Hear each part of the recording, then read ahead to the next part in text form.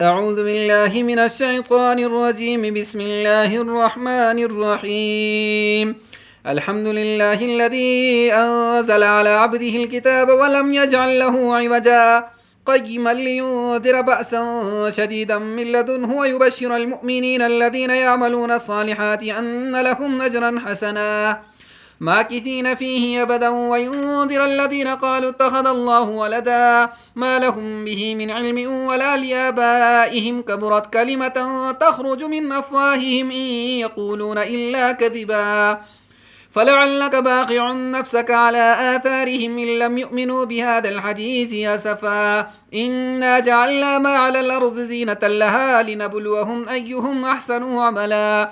وإنا لجاعلون ما عليها صعيدا جرزا أم حسبت أن أصحاب الكهف والرقيم كانوا من آياتنا عجبا إذا والفتية إلى الكهف فقالوا ربنا آتنا من لدنك رحمة وهيئ لنا من أمرنا رشدا فضربنا على آذانهم في الكهف سنين عددا ثم بعثناهم لنعلم أي الحزبين أحصى لما لبثوا ومدا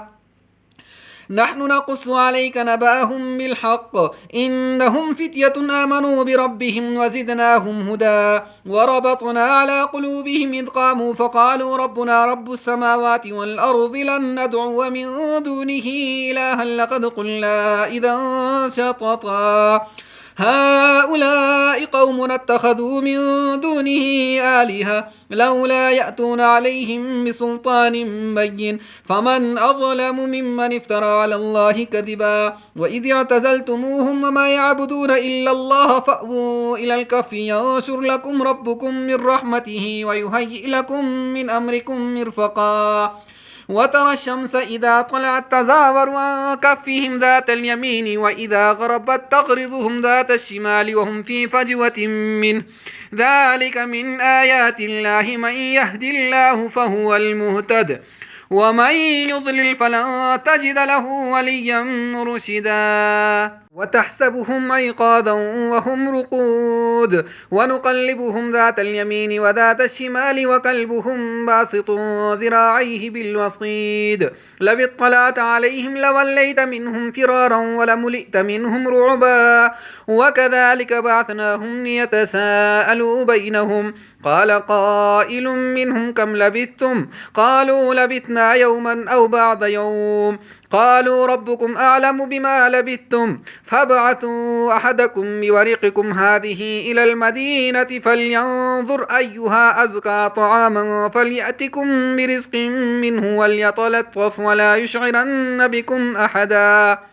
إنهم إن يظهروا عليكم يرجموكم أو يعيدوكم في ملتهم ولن تفلحوا إذا أبدا وكذلك عثرنا عليهم ليعلموا أن وعد الله حق وأن الساعة لا ريب فيها إذ يتنازعون بينهم أمرهم فقالوا بنوا عليهم بنيانا ربهم أعلم بهم قال الذين غلبوا على أمرهم لنتخذن عليهم مسجدا سيقولون ثلاثة رابعهم كلبهم ويقولون خمسة سادسهم كلبهم رجما بالغيب ويقولون سبعة وثامنهم كلبهم قل ربي أعلم بعدتهم ما يعلمهم إلا قليل فلا تمار فيهم إلا مراء ظاهرا ولا تستفت فيهم منهم أحدا ولا تقولن لشيء إني فاعل ذلك غدا إلا أن يشاء الله واذكر ربك إذا نسيت وقل عسى أن يهديني ربي ليقرب من هذا رشدا ولبثوا في كهفهم 300 سنين وازدادوا 9 قل الله أعلم بما لبثوا له غيب السماوات والأرض أبصر به وأسمع ما لهم من دونه من ولي ولا يشرك في حكمه أحدا واتل ما أوحي إليك من كتاب ربك لا مبدل لكلماته ولن تجد من دونه ملتحدا واصبر نفسك مع الذين يدعون ربهم بالغداة والعشي يريدون وجهه ولا تعد عيناك عنهم تريد زينة الحياة الدنيا ولا تطع من أغفلنا قلبه عن ذكرنا واتبع هواه وكان أمره فرطا وقل الحق من ربكم فمن شاء فليؤمن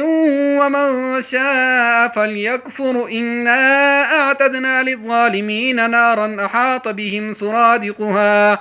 وإن يستغيثوا يغاثوا بماء كالمهل يشوي الوجوه بئس الشراب وساءت مرتفقا إن الذين آمنوا وعملوا الصالحات إنا لا نضيع أجر من أحسن عملا أولئك لهم جنات عدن تجري من تحتهم الأنهار يحلون فيها من أساور من ذهب ويلبسون ثيابا خضرا من سندس واستبرق متكئين فيها على الأرائك نعم الثواب وحسنت مرتفقا واضرب لهم مثل الرجلين جعلنا لأحدهما جنتين من أعناب وحففناهما بنخل وجعلنا بينهما زرعا كلتا الجنتين آتت أكلها ولم تظلم منه شيئا وفجرنا خلالهما نهرا وكان له ثمر فقال لصاحبه وهو يحاوره أنا أكثر منك مالا وأعز نفرا ودخل جنته وهو ظالم لنفسه قال ما أظن أن تبيد هذه أبدا وما أظن الساعة قائمة ولئن رددت إلى ربي لاجدن خيرا منها منقلبا قال له صاحبه وهو يحاوره وكفرت بالذي خلقك من تراب ثم من نطفة ثم سواك رجلا لكن هو الله ربي ولا أشرك بربي أحدا ولولا إذ دخلت جنتك قلت ما شاء الله لا قوة إلا بالله إن ترني أنا أقل منك مالا وولدا فعسى ربي أن يؤتيني خيرا من جنتك ويرسل عليها حسبانا من السماء فتصبح صعيدا زلقا أو يصبح ماؤها غورا فلا تستطيع له طلبا وأحيط بثمره فأصبح يقلب كفيه على ما أنفق فيها وهي خاوية على عروشها ويقول يا ليتني لم أشرك بربي أحدا ولم تكن له فئة ينصرونه من دون الله وما كان منتصرا هنالك الولاية لله الحق هو خير ثوابا وخير عقبا واضرب لهم مثل الحياة الدنيا كماء إن أنزلناه من السماء فاختلط به نبات الأرض فأصبح هشيما تذروه الرياح وكان الله على كل شيء مقتدرا المال والبنون زينة الحياة الدنيا والباقيات الصالحات خير عند ربك ثوابا وخير أملا ويوم نسير الجبال وترى الأرض بارزة وحشرناهم فلم نغادر منهم أحدا وعرضوا على ربك صفا لقد جئتمونا كما خلقناكم أول مرة بل زعمتم أن لن نجعل لكم موعدا ووضع الكتاب فترى المجرمين مشفقين مما فيه ويقولون يا ويلتنا ما لهذا الكتاب لا يغادر صغيرة ولا كبيرة إلا أحصاها ووجدوا ما عملوا حاضرا ولا يظلم ربك أحدا وإذ قلنا للملائكة اسجدوا لآدم فسجدوا إلا إبليس كان من الجن ففسق عن أمر ربه أفتتخذونه وذريته أولياء من دوني وهم لكم عدو بئس للظالمين بدلا ما أشهدتهم خلق السماوات والأرض ولا خلق أنفسهم وما كنت متخذ المضلين عضدا ويوم يقول نادوا شركائي الذين زعمتم فدعوهم فلم يستجيبوا لهم وجعلنا بينهم موبقا ورأى المجرمون النار فظنوا أنهم واقعوها ولم يجدوا عنها مصرفا ولقد صرفنا في هذا القرآن للناس من كل مثل وكان الإنسان أكثر شيء جدلا وما منع الناس أن يؤمنوا إذ جاءهم الهدى ويستغفروا ربهم إلا أن تأتيهم سنة الأولين أو يأتيهم العذاب قبلا وما نرسل المرسلين إلا مبشرين ومنذرين ويجادل الذين كفروا بالباطل ليدحضوا به الحق واتخذوا آياتي وما أنذروا هزوا ومن أظلم ممن ذكر بآيات ربه فأعرض عنها ونسي ما قدمت يداه إنا جعلنا على قلوبهم أكنة أن يفقهوه وفي آذانهم وقرا وإن تدعوهم إلى الهدى فلن يهتدوا إذا أبدا وربك الغفور ذو الرحمة لو يؤاخذهم بما كسبوا لعجل لهم العذاب بل لهم موعد لن يجدوا من دونه موئلا وتلك القرى أهلكناهم لما ظلموا وجعلنا لمهلكهم موعدا وإذ قال موسى لفتاه لا أبرح حتى أبلغ مجمع البحرين أو أمضي حقبا فلما بلغا مجمع بينهما نسيا حوتهما فاتخذ سبيله في البحر سربا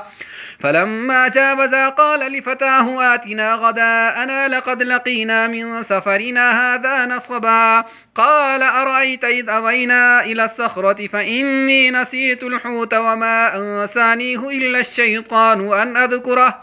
واتخذ سبيله في البحر عجبا قال ذلك ما كنا نبغي فارتدا على آثارهما قصصا فوجدا عبدا من عبادنا آتيناه رحمة من عندنا وعلمناه من لدنا علما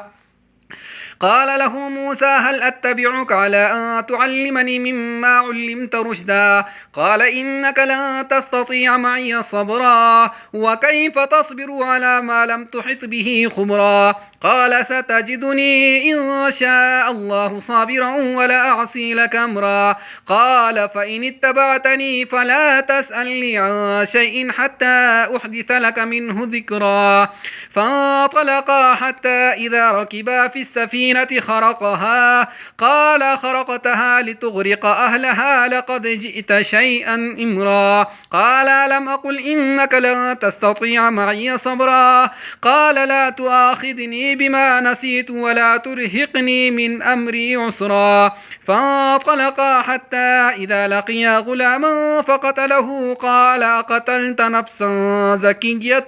بغير نفس لقد جئت شيئا نكرا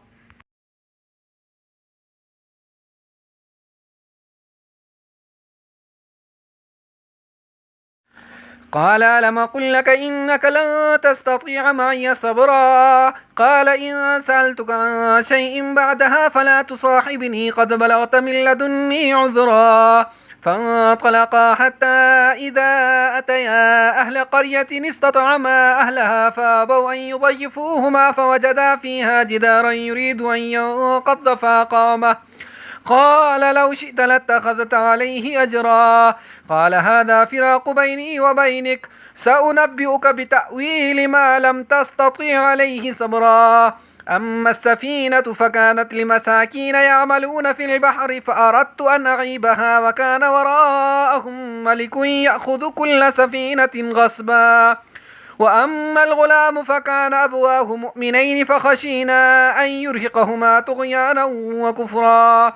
فأردنا أن يبدلهما ربهما خيرا منه زكاة وأقرب رحما وأما الجدار فكان لغلامين يتيمين في المدينة وكان تحته كنز لهما وكان أبوهما صالحا فأراد ربك أن يبلغا أشدهما ويستخرجا كنزهما رحمة من ربك وما فعلته عن أمري ذلك تأويل ما لم تسطع عليه صبرا ويسألونك عن ذي القرنين قل سأتلو عليكم منه ذكرا إنا مكنا له في الأرض وآتيناه من كل شيء سببا فأتبع سببا حتى إذا بلغ مغرب الشمس وجدها تغرب في عين حمئة ووجد عندها قوما قلنا يا ذا القرنين إما أن تعذب وإما أن تتخذ فيهم حسنا قال أما من ظلم فسوف نعذبه ثم يرد إلى ربه فيعذبه عذابا نكرا وأما من آمن وعمل صالحا فله جزاء الحسنى وسنقول له من أمرنا يسرا ثم أتبع سببا حتى إذا بلغ مطلع الشمس وجدها تطلع على قوم لم نجعل لهم من دونها سترا كذلك وقد أحطنا بما لديه خبرا ثم أتبع سببا حتى إذا بلغ بين السدين وجد من دونهما قوما لا يكادون يفقهون قولا قالوا يا ذا القرنين إن يأجوج ومأجوج مفسدون في الأرض فهل نجعل لك خرجا على أن تجعل بيننا وبينهم سدا قال ما مكني فيه ربي خير فأعينوني بقوة أجعل بينكم وبينهم ردما آتوني زبر الحديد حتى إذا ساوى بين الصدفين قال انفخوا حتى إذا جعله نارا قال آتوني أفرغ عليه قطرا فما استطاعوا أن يظهروه وما استطاعوا له نقبا قال هذا رحمة من ربي فإذا جاء وعد ربي جعله دكاء وكان وعد ربي حقا وتركنا بعدهم يومئذ يموج في بعض ونفخ في الصور فجمعناهم جمعا وعرضنا جهنم يومئذ للكافرين عرضا الذين كانت أعينهم في غطاء عن ذكري وكانوا لا يستطيعون سمعا أفحسب الذين كفروا أن يتخذوا عبادي من دوني أولياء إنا أعتدنا جهنم للكافرين نزلا قل هل ننبئكم بالأخسرين أعمالا الذين ضل سعيهم في الحياة الدنيا وهم يحسبون أنهم يحسنون صنعا أولئك الذين كفروا بآيات ربهم ولقائه فحبطت أعمالهم فلا نقيم لهم يوم القيامة وزنا ذلك جزاؤهم جهنم بما كفروا واتخذوا آياتي ورسلي هزوا إن الذين آمنوا وعملوا الصالحات كانت لهم جنات الفردوس نزلا خالدين فيها لا يبغون عنها حولا قل لو كان البحر مدادا لكلمات ربي لنفذ البحر قبل أن تنفد كلمات ربي ولو جئنا بمثله مددا قل إنما أنا بشر مثلكم يوحى إلي أنما إلهكم إله واحد فمن كان يرجو لقاء ربه فليعمل عملا صالحا ولا يشرك بعبادة ربه أحدا.